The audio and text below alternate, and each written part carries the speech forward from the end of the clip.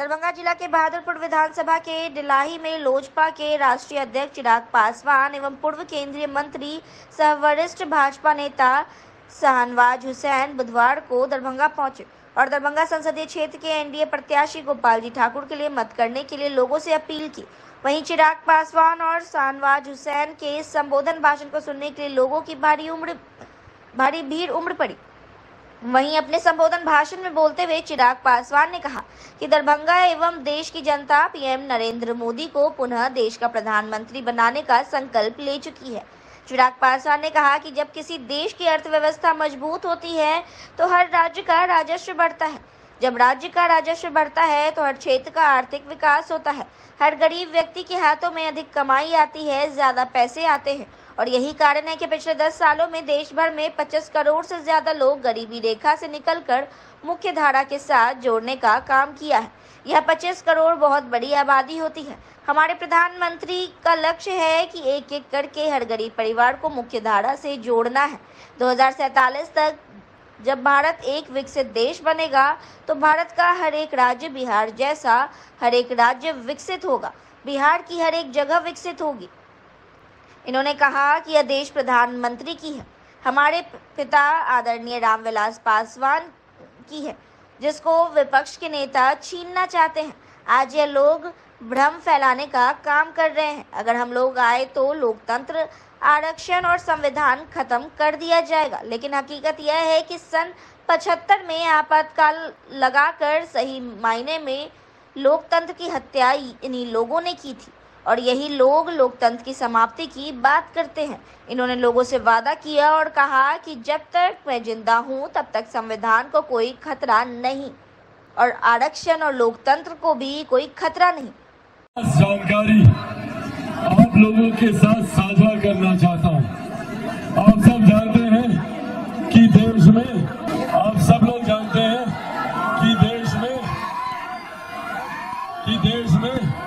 तीन चरण का चुनाव हो चुका है और ये तीन चरण के चुनाव के बाद जो रुझान आ रहा है, इससे एक बात तय है, एक बात स्पष्ट है कि हमारे मौजूदा प्रधानमंत्री आदरणीय नरेंद्र मोदी जी तीसरी बार देश के प्रधानमंत्री बनने जा रहे हैं। इसमें कोई संदेह नहीं है। तो साथियों, अब ये जिम्मेदारी हम सब की बढ़ जाती है कि जब हमारे प्रधानमंत्री तीसरी बार देश के प्रधानमंत्री बनने जा रहे हैं तो ऐसे में जो प्रत्याशी यहाँ से जीत कर जाए, जो हम लोगों का प्रतिनिधित्व करे, जो हम लोगों के सांसद हो, वो ऐसे व्यक्ति होने चाहिए, वो ऐसे सांसद होने चाहिए जो प्रधानमंत्री के बगल में बैठकर आप लोगों की समस्या का समाधान कर सके, आप लोगों के लिए कार्य कर सके।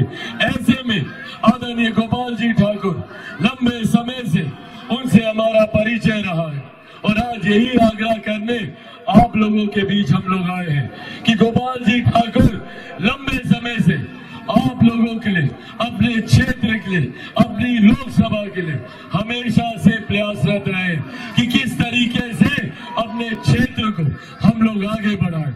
आज जब एक मौका हम लोग के पास है तो हम सबको मिलकर पूरी मेहनत, पूरी ईमानदारी से गोपाल जी ठाकुर जी को जिताने के लिए हम लोग को प्रयासरत होना चाहिए, क्योंकि जब वो जीतेंगे तो सिर्फ वही नहीं जीतेंगे बल्कि जिस दिन 4 जून को ईवीएम मशीन खुलेगी और दरभंगा लोकसभा से गोपाल जी ठाकुर जीत कर सांसद बनेंगे तो हमारे प्रधानमंत्री तीसरी बार देश के प्रधानमंत्री बनेंगे। और साथियों, प्रधानमंत्री जी का तीसरी बार प्रधानमंत्री बनना जरूरी है। एक यही प्रधानमंत्री है जिन्होंने देश की अर्थव्यवस्था को मजबूत करने का काम किया। आज से 1 दशक पहले हम में से कोई नहीं जानता था कि भारत की अर्थव्यवस्था कौन से पायदान पर है, पर आज हम लोग को गर्व होता है कि दुनिया में 5वें नंबर पर भारत की अर्थव्यवस्था है। ये दुनिया के सामने हम लोगों की ताकत है। साथियों, जब किसी देश की अर्थव्यवस्था मजबूत होती है तो हर राज्य का राजस्व बढ़ता है। जब राज्य का राजस्व बढ़ता है तो हर क्षेत्र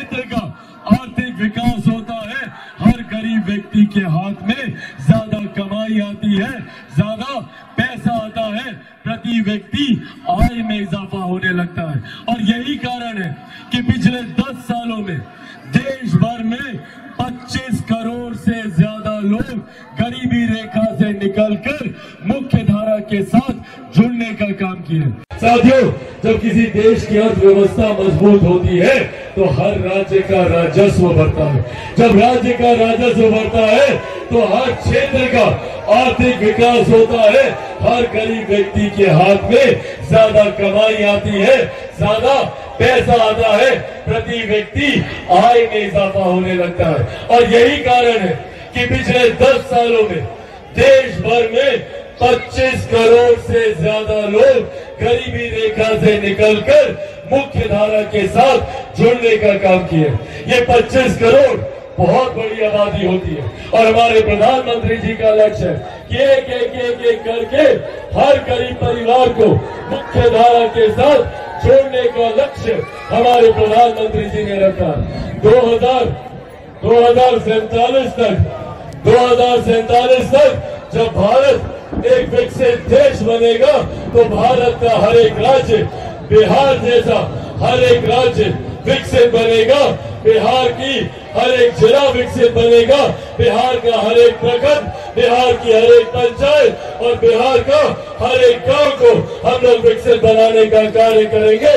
इस सोच के साथ हम लोग आगे बढ़ने का काम करें और इस दिशा में कार्य भी शुरू हुआ है। आज से पहले महिलाओं के सम्मान की चिंता किसी प्रधानमंत्री ने नहीं की। आज पहली बार देश में एक ऐसे प्रधानमंत्री आए हैं जिन्होंने बहुत छोटी पर महिलाओं के लिए सबसे बड़ी बुनियादी जरूरत का समाधान करने का काम किया। आज महिलाओं के लिए शौचालय बनाने का किया तो उज्ज्वला योजना देकर चूल्हे चौके से जिनके स्वास्थ्य पर हानिकारक प्रभाव पड़ता था उससे भी उनको राहत दिलाने का काम किया। आज हमारे प्रधानमंत्री जी ने कोई गरीब व्यक्ति आर्थिक अभाव में स्वास्थ्य लाभ से वंचित न रह जाए, हर गरीब परिवार को 5 लाख रुपए तक का मुफ्त इलाज देने का काम हमारे प्रधानमंत्री जी ने किया। साथियों, एक तरफ हमारे प्रधानमंत्री हम लोग को मुख्य धारा के साथ जोड़ने का काम कर रहे हैं। दुनिया की सबसे बड़ी गरीब कल्याण की योजना जिसका श्रेय मेरे नेता मेरे पिता आदरणीय रामविलास पासवान जी को भी जाता है, प्रधानमंत्री गरीब कल्याण अन्न योजना के तहत 81 करोड़ लोगों को आज देश भर में मुफ्त का राशन दिया जाता है। ये सोच हमारे प्रधानमंत्री आदरणीय नरेंद्र मोदी जी की है। आप लोगों को राशन मिलता है क्या? किसको मिलता है? हाथ करके बताइए। साथियों, ये देश प्रधानमंत्री जी की, मेरे नेता मेरे पिता आदरणीय रामविलास पासवान जी की है, जिसको विपक्ष के नेता छीनना चाहते हैं। आज ये लोग भ्रम फैलाने का काम करते हैं कि अगर हम लोग आए तो संविधान, आरक्षण, लोकतंत्र खत्म कर दिया जाएगा। हकीकत है कि जिस दल ने सन 75 में आपातकाल लगाकर सही मायनों में लोकतंत्र की हत्या की, आज ये लोग लोकतंत्र समाप्ति की बात करते हैं। आप लोगों के सामने जाते जाते चिराग पासवान, मेरे नेता मेरे पिता आदरणीय रामविलास पासवान जी के संघर्षों की। इस बार गोपाल ठाकुर सिर्फ सांसद नहीं बनेंगे, सांसद से बढ़कर बनेंगे। दोबारा आप जिता रहे हैं उनको। हम लोग को अनुरोध करने आए हैं कि जो माहौल बना है, जिनको पिछले लोकसभा सीट में 0 सीट आई थी, वो बड़ा बड़ा दावा कर रहे हैं। अरे जो 0 था वो रहेगा 0। चिराग पासवान असली है। तो जब मोदी जी के हनुमान आ गए, साथ में हम लोग आ गए, तो यहाँ एक वोट भी दूसरे को नहीं देना, एकदम कमल पर बटन दबा के गोपाल जी ठाकुर को जिताना। भाइयों और बहनों, मोदी देश का भविष्य है। मोदी से बढ़कर कोई नेता नहीं पैदा हुआ। आज मोदी जी के नाम पर पूरे देश दुनिया में भारत का डंका बजता है। इसलिए मोदी जी को भारी बहुमत से जिताना है तो चिराग पासवान को मोदी जी की बात पर कमर को बटन दबाना है। मौसम बहुत खराब है, चिराग पासवान और हमको दोनों को अगली सभा में भी जाना है और मौसम साजगार नहीं, इसलिए हम आपसे अनुरोध करने आए कि युवाओं की एक ही आवाज है, नरेंद्र मोदी के साथ चलना है, नरेंद्र मोदी को आगे बढ़ाना है। हर सीट पर मोदी जी खड़े हैं, इसलिए ये मान कर चलिए कि आपके यहाँ भी मोदी जी खड़े हैं, मोदी जी को वोट देना है तो कमल को बटन दबाइए और मोदी जी को जिताइए। बहुत बहुत धन्यवाद। जय हिंद। चौथे चरण में 13 मई को दरभंगा संसदीय क्षेत्र में होने वाले मतदान को लेकर दरभंगा में काफी शक्ति के साथ वाहनों की चेकिंग हो रही है। कहीं किसी प्रकार की आचार संहिता का उल्लंघन न हो सके, इसलिए काफी बारीकियों से वाहनों को चेक किया जा रहा है। लोकसभा चुनाव 2024 दरभंगा संसदीय क्षेत्र में 13 मई को होने वाले मतदान को लेकर तैयारी चल रही है। इसी बीच लगातार जगह जगह वाहन चेकिंग भी जारी है।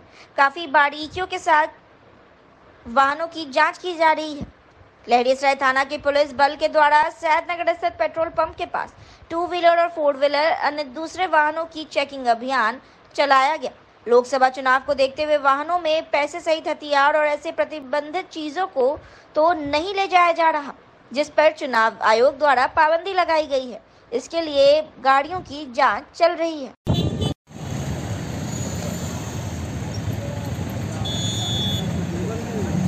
ललित नारायण मिथिला विश्वविद्यालय दरभंगा के संस्कृत विभाग और डॉक्टर प्रभात दास फाउंडेशन के द्वारा वेदांत दर्शन के विकास और मिथिला का योगदान विषयक सेमिनार कार्यक्रम का आयोजन किया गया। बुधवार को अति व्यापक एवं मूल्यपरक वेदांत दर्शन के विकास में मिथिला का अप्रतिम योगदान मुख्य वक्ता डॉक्टर धीरज पांडे रहे।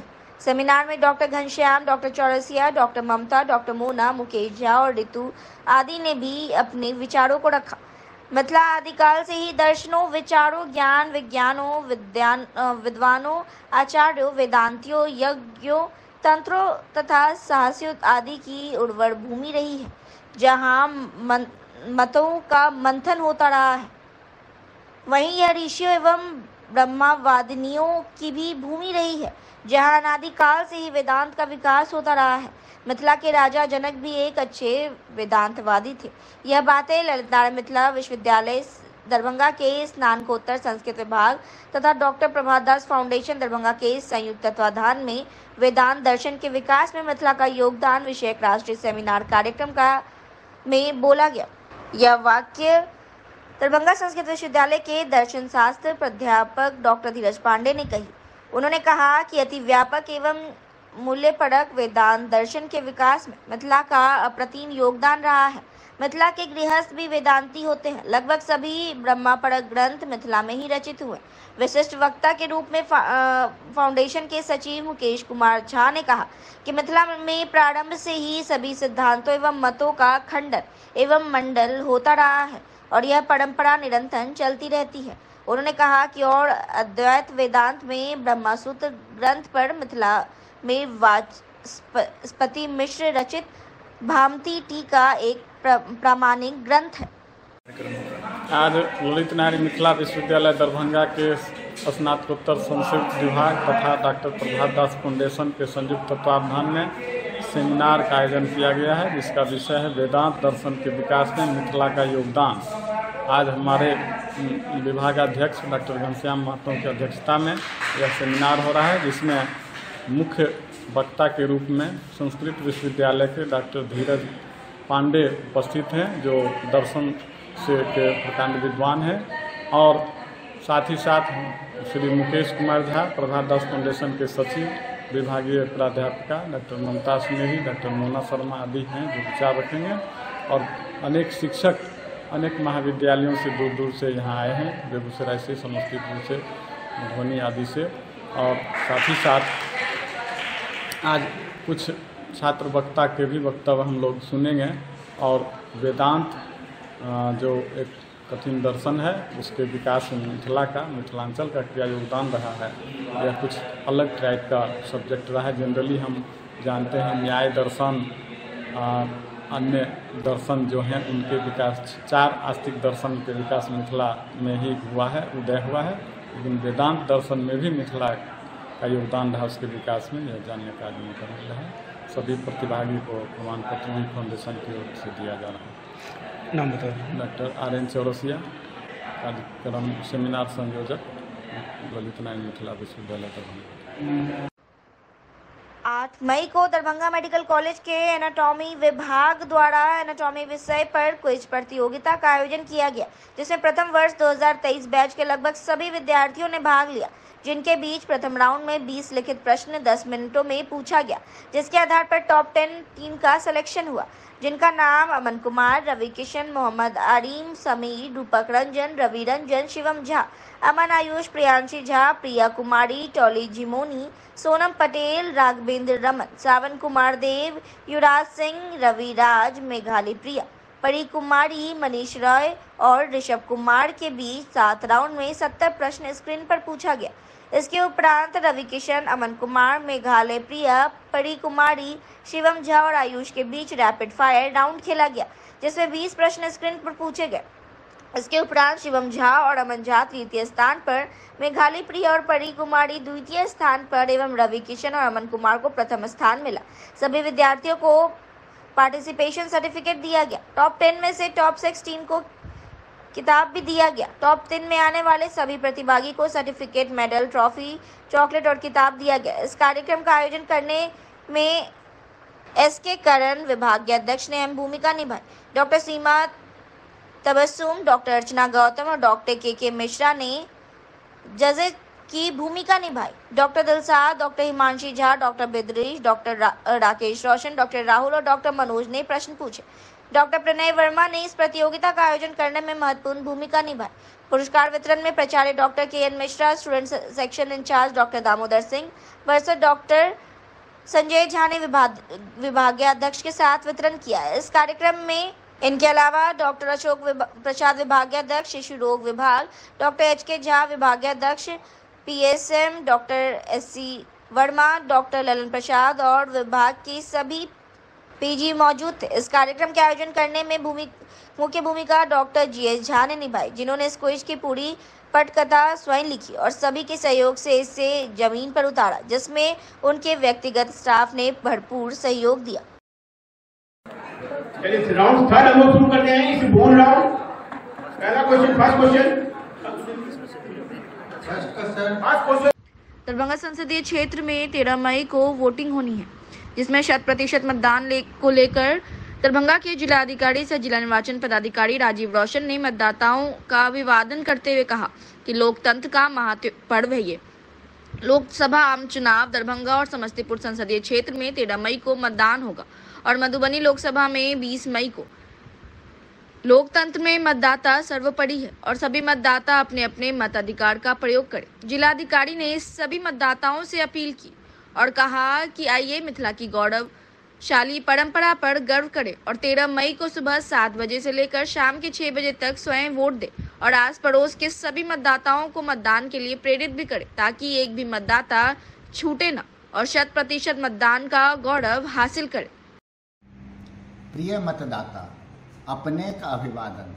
लोकतंत्रक महात्योहार लोकसभा आम चुनाव दरभंगा जिला के दरभंगा एवं समस्तीपुर संसदीय क्षेत्र में 13 मई आ मधुबनी संसदीय क्षेत्र में 20 मई के संपन्न होयबाक अछि। लोकतंत्र में मतदाता सर्वोपरि छथिन। अपने अपन मतदानक अधिकारक उपयोग क लोकतंत्रक जड़ी के मजबूत क राष्ट्र निर्माण में महत्वपूर्ण भूमिकाक निर्वहन क सकैत छी। कोनो मतदाता छूटैत नहीं आ हमरा मतदान दरभंगाक सम्मान केर मूल मंत्र के अपना क अधिकतम मतदान प्रतिशत गौरव हासिल करबाक वास्ते मिथिलाक दरभंगा जिला कृत संकल्पित अछि। एहि संकल्प यज्ञ में मतदानक माध्यम से भागीदारी हेतु हम जिला निर्वाचन पदाधिकारी सह जिला पदाधिकारी दरभंगा जिलाक सब मतदाता से विनम्र निवेदन करैत छी। दरभंगा के लहरियासराय के लोहिया चौक के पास अवस्थित नवनिर्मित भवन में अनुसूचित जाति, जनजाति और महिला थाना का उद्घाटन हुआ, जिसका आज गुरुवार को शुभारंभ कर दिया गया और शुभारंभ होते ही नवनिर्मित इस भवन में सारा कामकाज भी प्रारंभ हो चुका है। इस थाना भवन के शुभारंभ के मौके पर कई पुलिस पदाधिकारी मौजूद थे और आज से सुचारू रूप से इस भवन में सारा कामकाज शुरू हो चुका है। इस थाना भवन के शुभारंभ के मौके पर हमने पुलिस पदाधिकारी से बात की, क्या कुछ कहा इन्होंने, आइए आपको सुनाते हैं। आज दिनांक 9/5/2024 को लहरियासराय स्थित हजमा चौराहा के नज़दीक नया भवन अनुसूचित जाति एवं अनुसूचित जनजाति थाना तथा इसमें महिला थाना का शुभारंभ किया गया है। इसमें हमारे बड़े साहब भी आए हैं और आज से काम जो है सुचारू रूप से शुरू हो जाएगी और बढ़िया से लोग काम करेंगे। किस प्रकार से यहाँ पर सुना जाएगा सर फरियाद? क्या किस प्रकार से यहाँ पे? हाँ, जो जनता के जो समस्या आएगा वो उसको निपटारा किया जाएगा। बढ़िया से देखेंगे और बढ़िया से देखेंगे। रहने का भी सुविधा है यहाँ पे हम लोग को। अच्छा, मतलब बाहर में दूसरे थाने में शिफ्ट थे, नगर थाना में तो असुविधा थी। हमारे कर्मी भी बहुत से बाहर ही रहते थे, अब सभी एक जगह रहेंगे, काम करने में सहूलियत हो गई है। क्या नाम है सर? मेरा इंस्पेक्टर अनिल कुमार, थाना था 15 मई को दरभंगा शहर के होटल एपी पैलेस में करियर शिक्षा मेला का आयोजन किया जाएगा। आयोजित होने वाले शिक्षा मेला की तमाम तैयारियों को लेकर माई एडमिशन लीड और आरसीएस एजुकेशनल कंसल्टेंसी के द्वारा प्रेस वार्ता का आयोजन दरभंगा शहर के होटल एपी पैलेस में किया गया। गुरुवार की शाम पूनम सिनेमा के नज़दीक यह प्रेस वार्ता का आयोजन किया गया।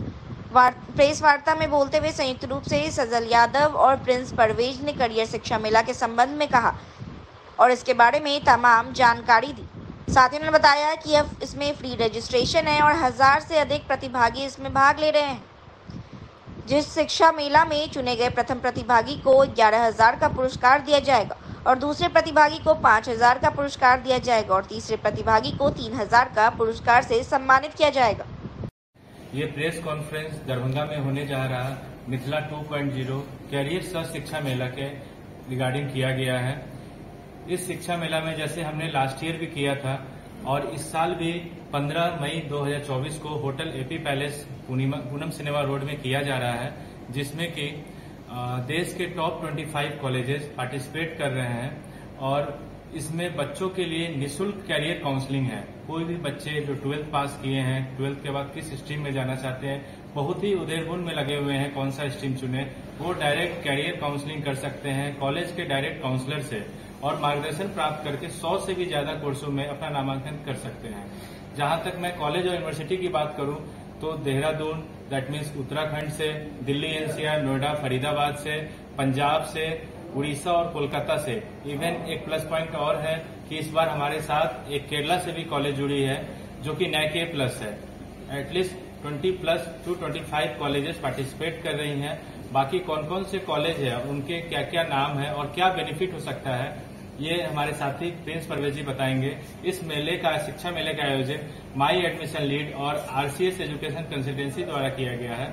तो कौन कौन से कॉलेज पार्टिसिपेट कर रहे हैं और उस कॉलेज में कौन कौन से कोर्स है, इस रिगार्डिंग जो भी डिटेल्स है वो मेरे साथी प्रिंस परवेज आप लोगों से शेयर करेंगे। आप अपना परिचय देते हैं। मेरा नाम Sajal Yadav, my admission lead director, और मैं as a career counsellor Darbhanga में काम कर रहा हूँ। इससे छात्रों को बताइए, ये शिक्षा मेला का मुख्य उद्देश्य है कैरियर काउंसलिंग। जो बच्चे 12th के बाद कंफ्यूज हैं कि मुझे किस कोर्स में जाना है, जैसे आर्ट्स वाले बच्चे ये नहीं जान पा रहे हैं कि हम कुछ बीए के अलावा कुछ कर सकते हैं, उनके लिए क्या क्या कैरियर ऑप्शन है, जैसे होटल मैनेजमेंट है, फैशन डिजाइन है और बीए जर्नलिज्म मास कम्युनिकेशन है। इन सब कोर्सों के बारे में पूरा वो जानकारी प्राप्त करके इन कोर्सेज में वो अपना नामांकन करा सकते हैं।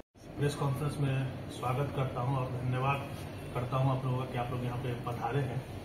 और जहाँ तक कोर्सेज की बात है तो कोई ऐसा एक्सट्रीम बचा ही नहीं है जिसके लिए यहाँ पे मार्गदर्शन नहीं दिया जाएगा, चाहे वो आर्ट्स सब्जेक्ट से रिलेटेड हो, साइंस से हो, कॉमर्स से हो या फिर अदर डिजाइन से हो, मैनेजमेंट से हो। सारे फील्ड के कोर्सेज के लिए मार्गदर्शन दिया जाएगा और सारे फील्ड के लिए कॉलेजेस अवेलेबल रहेंगे। ऑल ओवर इंडिया से कॉलेजेस यहाँ पे आ रहे हैं, यूनिवर्सिटीज आ रही हैं जो कि टॉप रैंक यूनिवर्सिटीज है। कोई NIRF रैंकिंग में है, कोई NAC में A ग्रेड है, A+ ग्रेड है, A++ ग्रेड है, कोई NBA में है। इस तरह से इसमें सबसे बड़ी बात तो ये है कि जो भी कॉलेजेस आ रहे हैं वो तो टॉप रैंक है ही, और उसके साथ साथ यह है कि प्लेसमेंट के मामले में भी ये 100% प्लेसमेंट की गारंटी देते हैं। तीसरा बात यह है कि सबसे बड़ा जो बेनिफिट आजकल हमारे यहाँ बिहार सरकार का जो पहल चल रहा है सात निश्चय कार्यक्रम में, कि बिहार स्टूडेंट क्रेडिट कार्ड के थ्रू जो लोग करना चाहते हैं कोई प्रोफेशनल कोर्स, गरीब बच्चे खास करके हमारे यहाँ ऐसे ही बच्चे हैं जो इकोनॉमिकली पुअर है और आकार में दिखता है उन लोगों को, उसके लिए भी यहाँ पे बहुत अच्छी समझिए कि प्लेटफॉर्म हम लोग लेके आ रहे हैं, जिसमें सारे कॉलेजेस आएंगे जो क्रेडिट कार्ड के माध्यम से जो बच्चे पढ़ने से वंचित रह जाते हैं वो इसका लाभ उठा सकते हैं। क्या नाम? प्रिंस परवेज। ये प्रोग्राम 15 मई को होटल एपी पैलेस में आयोजित किया जा रहा है, जो कि पूनम सिनेमा रोड में है। डोमिनोज पिज्जा के ऊपर में ये कार्यक्रम है। टाइमिंग क्या है?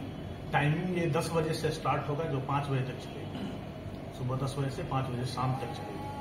और जहाँ तक बात है तो हम लोग संभावना व्यक्त करते हैं कि लगभग 2000 प्लस स्टूडेंट यहाँ पे पधारेंगे।